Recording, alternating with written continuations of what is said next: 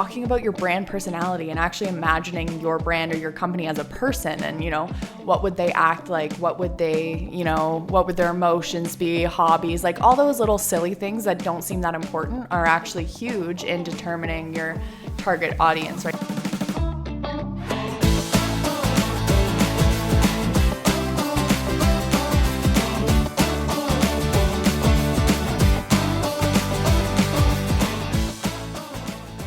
All right, it's episode 48, and today we're going to talk about making mistakes.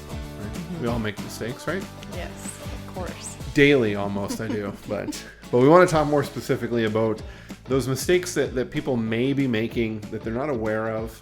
They're not consciously doing it, but it if you keep doing it over time, it's going to have a bigger compounding effect on your business. Mm-hmm. So that's what we want to talk about. We each came up with a challenge of 2 to 3, and Miss Overachiever here on the other microphone came up with more than 3, and I came up with 7. So okay, it's a competition now. So I'll go first, and then I'll explain a bit more okay. of each topic. So we'll kind of play that game. All right.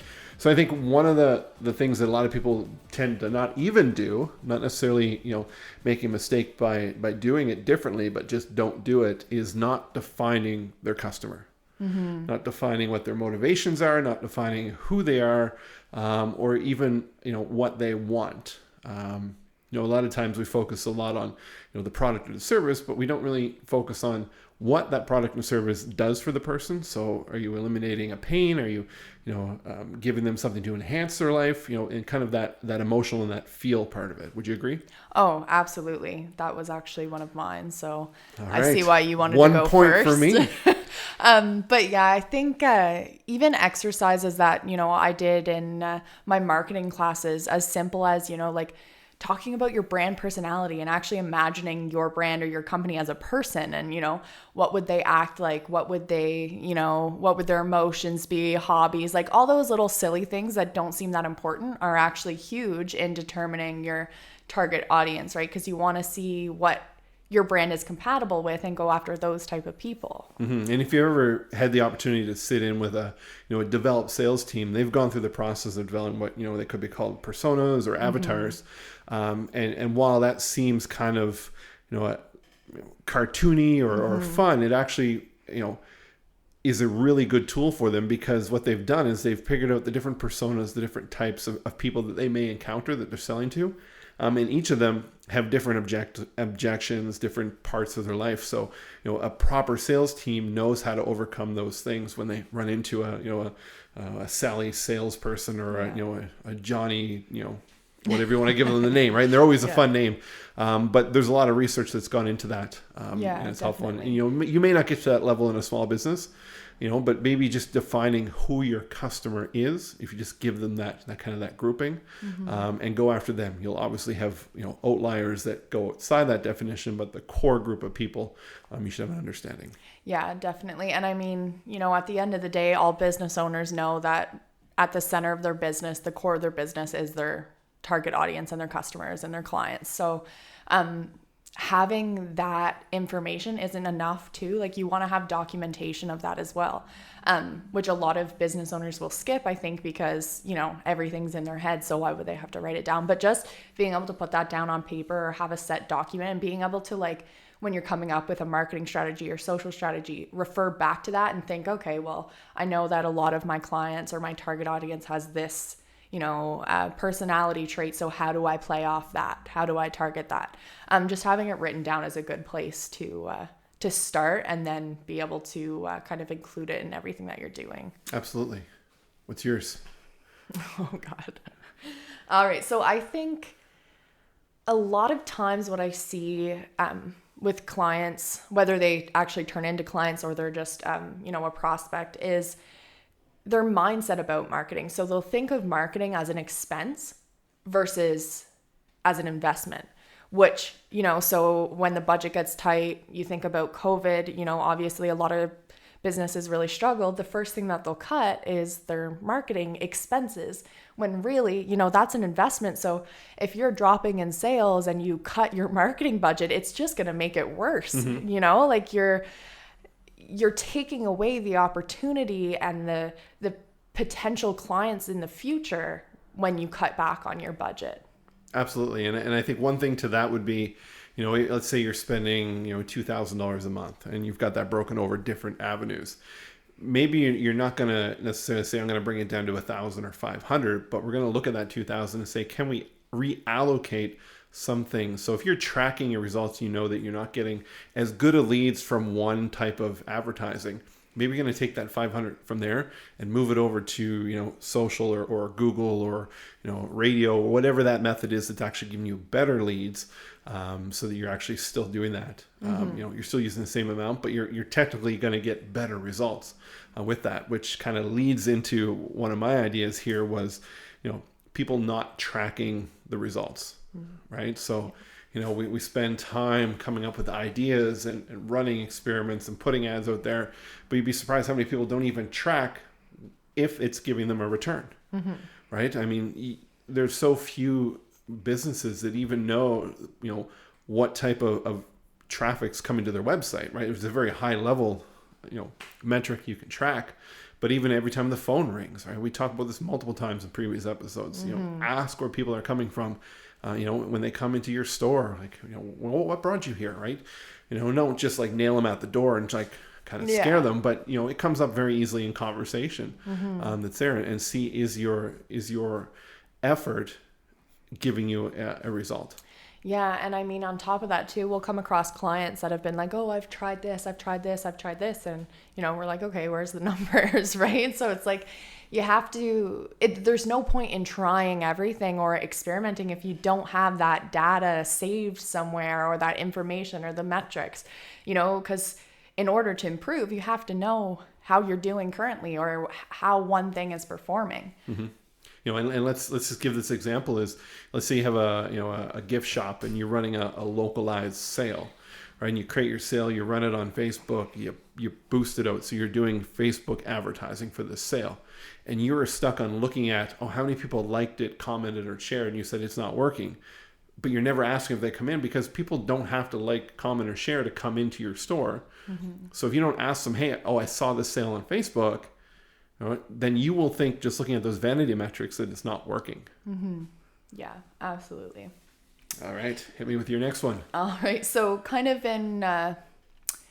in addition to yours with the metrics and the results side of things, I think a lot of business owners will be stuck in the mindset of wanting instant marketing results. And so, they expect that after either they hire an agency or put ads out themselves, like, they want to see that return right away, or, and if they don't get it, they'll give up on that thing or that strategy. But it takes a long time to start to see results in any type of marketing that you do. There are types of marketing that will have a quicker return, but there's a lot of trial and error as well, and experimentation that has to go into it. So you have to be realistic with the timeline, and you can't give up right away and, cut your budget down because that one thing that you had budgeted for isn't working. You have to be patient with marketing results. Yeah, in one of the previous episodes we talked a bit more about testing and running different tests, and one of the things that I see a lot of times is a lack of consistency. So, and by that, it just means that, let's say you're investing in marketing, you try something, like, it does not working, so I'm gonna abandon all that and I'll go somewhere else. And what you're doing is you're changing your entire marketing scope multiple times. So you don't have a consistent element. So what you need to do is you need to take a portion and just test a portion of what you're doing in different places, but have that level of consistency happening there. So if you're putting out blog posts, or you're doing a podcast or anything like that, have a consistent amount of content coming out, but then try your kind of like your wild ideas, right? Not really change the focus all the time. Yeah. Right. And, the branding, how many times people have a logo or don't even know where their logo files are. And, they're advertising in different places and the colors aren't the same, or even they say, I don't have the file. So just make something up. Right. And I've actually heard that before. They have a brand. They don't know where the file is to send it to you when you're running an ad. So they just make something up, right? Just go with that. right? That is not a Yeah. test. That is laziness. Yeah. Even worse, I've come across brands who have not had a logo, which is, you think the first thing that would, come along in terms of visuals with your brand. And people definitely underestimate the importance of consistency in any marketing strategy, whether that be social or paid, whatever it might be. Like, and I mean, one of my tips for this is having written documentation of things, right? Like writing stuff down, you'll be surprised how much it can have an impact on consistency and, being organized and staying up to date. Because like you mentioned, a lot of times it really is just laziness or being unorganized that causes you to be inconsistent. Mm-hmm. And if you don't have a logo and you're listening to this, I mean, it doesn't mean you have to hire a design agency and spend thousands of dollars. I mean, go to a site like 99 Designs or designcrowd.ca, and it's about $250, and you'll have designers all over the world that'll actually do designs for you. You get to pick the one you want. Now, here's the key part is when you do that, you get a logo package, which gives you all the different formats, but most importantly is a file format called EPS, which is called a vector format. And any other advertiser, design, if you want signs made, will need that file. So you need to have a version of that file somewhere. So if you don't have that and you don't have a logo, you should at least go and do that. Doesn't mean you can't evolve it over time, but you'll get something that will start to build that foundation for you. And you get to put in kind of the feel of the type of logos, what you're trying to get across to your audience in the brand, and they will give you amazing designs. We've used it before for clients, very inexpensive. So there's a little tip for that. I don't know, did I give one? I kind of rolled one of mine into yours. Yes, you did. All right, I'll give you the next one. Oh. I mean, you go with another one. Okay. I thought you meant you were going to give me the next one, and I was waiting for it. Okay, so my next one is when people will have no idea what their competition is doing for marketing. And, that's not to say that you need to, be tracking them 24/7, but having a general idea of what their strategy is and finding the gaps and holes in that, and also finding the things that are working really well for them and finding your own version of that. Because you need a good balance of being able to, compare to competitors, but also being able to stand out. Yeah. And, a lot of times, when you're looking at researching ideas you have, your competition is obviously a good place to go and look at first. And one of my points is there's sometimes too much experimenting without the research element. What I'm saying by that is don't limit you coming up with ideas. It's okay, we're gonna try, one of our ideas that we want to do here, or that I want to do in the fall is do marketing in the park, which is getting out in an open air space where people can socially distant, and do some marketing discussions with small business owners. I've had this idea for a while. But if I was coming up with all these ideas and I was like, okay, this is what we're going to do, let's just do it without actually seeing is it viable. And that's where the research side comes in. Is there a need for it? Would somebody come to it? And by doing that, you can actually take micro segments of your audience and say, okay, let's take some clients that I've already worked with and said, hey, here's an idea. What do you think about it? Right? And then you're kind of using them as a more of a focus group to get an idea. Yeah. And I mean, going along with that too, a problem clients of mine have faced has been too many ideas, right? So, and we never want to discourage that, but at the same time, you need to kind of hone it in at some point and really find your focus and run with that. And I know it can be scary to let go of certain things or certain elements that aren't working for you, but you really do have to narrow in at some point. And, that kind of ties in the consistency aspect as well, and clearly defining your target audience.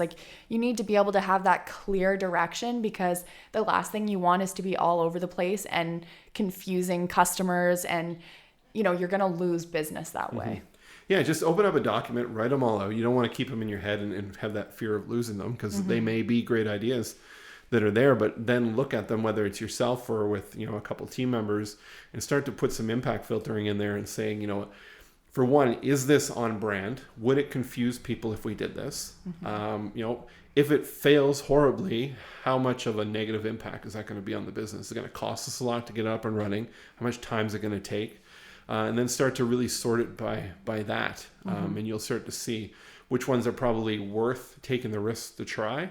Because if it works, then the benefit's going to be, greater than if it, it failed, right? So you're kind of balancing it out. But until you get them all down and have, multiple eyes at it, it's hard to really see if it's going to work or not for your business. Yeah, definitely. And I mean, rarely do you come up with an idea and exactly as you imagined it in that moment, that's how it turns out, right? Like there's a lot of adapting and changes that you have to make to an idea to, make it compatible with your business and with your target audience. And so just having that document and being able to look back at it anytime you want, but also just making sure that it's, on brand and feasible for your company. Mm-hmm. Excellent. And my last one is people just focusing solely on digital, right? And I think there's a kind of this line in the sand that people draw behind, advertising, which they focus on. Okay, it's the radio, it's the newspaper, it's flyers, it's all that kind of stuff, and then digital marketing, where they're like, okay, that's my Facebook, that's my website. When you got to look at it all as marketing as a whole. So, for your business, if your main point of contact is a phone, then have your digital marketing speak to that, right? Have your direct mail, your mail outs, which, right now coming out of this pandemic, people are going to be more open to getting stuff in the mail. I mean, the amount of mail that I get now is considerably less than 18 months ago because people just kind of cut back on it, right? They went all digital because they started to move their business online. So they figured that's how people wanted to be communicated with. And I think there was a huge opportunity missed by actually turning that up when people are in front of the screen, using those, kind of reversing it and going there. So looking at what are you doing online? So if you launch a podcast, maybe use, direct mail in your local area or businesses and send them a postcard and say, hey, we're a local business who started this great podcast for helping, whatever it is in your market. So, think of outside the box that way. Yeah, for sure. All right. And my last one is business owners who don't research marketing themselves. So, you can plan on hiring an agency for social, whatever it might be. But if you don't know at least a little bit of, a marketing background, then you can't do that well. And, a lot of times I'll see people who just want to completely outsource their marketing. But if you want authenticity and you want it to be, very effective and clearly, encompass what your brand and your company is, then you need to have at least some small part in that. Yeah, think about it as, your business is your child, right? You're not going to, when the child's born, you're not going to be like, oh, I'm going to find somebody to raise them. You take them, and when they're 18, you bring them back to me, and then I can feel proud, right? Nobody in their right mind would do that, right? And that's really what people would be doing if they're saying, hey, I'm going to outsource all my marketing. I just want to be hands off. I want to be kind of silent in it, and you just grow my business, right? And for us as an agency, we don't want that either. Like, we don't want to just be like, okay, we will do everything and have no input, because for one, the tone and the authenticity is going to be way off, right? We are not you. We cannot speak like you. We can try to be close, but people are smart. They're going to realize that it's not you, right? Even in the way that content's going out. So it's a good way to use an agency for that underlying kind of consistent elements that's there, but you still need to, in my opinion, have hands-on at some extent into your marketing and your social content that's out there. Yeah, definitely. And I mean, on top of that, having absolutely no education, whether that's even just self-guided on Google, looking up, what you need to know about marketing your business. If you don't have any of that, you're probably going to make poor hiring decisions too, because you'll easily fall into that trap of the false promises, right? That some agencies will say, oh, results in a week, or, just those false promises, and, their way of standing out is just lying to clients. It's very easy to fall victim to that if you don't have that background and you don't know any better. And it's also really easy to lose hope and fire a agency or, an individual who isn't getting you results right away because you expect that. So, I mean, like right to that point, if you are thinking, I don't understand marketing, I don't feel that I understand marketing, as little as just going on YouTube and typing in, what do I need to know about marketing in 2021, right? In the current year we're in. There will be videos where other marketing agencies will sit there and they'll educate you and give you ideas of here's what's new, here's this, or even, what do I need to know about Facebook to market my business, right? There's content out there. There's millions of results that will come up, right? Doesn't mean you need to get a PhD in this, right? But just consuming some content to just feel that, okay, I have a basis understanding. I'm not an expert, but I have a basic understanding of what Jody's talking about when we go over our social media. And even if you're not quite at the point where you can hire an agency or like truly invest as much as you want to be in your marketing agencies have a lot of free resources out there. Like we have our YouTube channel, we have this podcast, we have our blog. Like even if you just look up agencies near you and go on the website and just see what kind of snippets you can find of information that might help you, that can be really beneficial as well.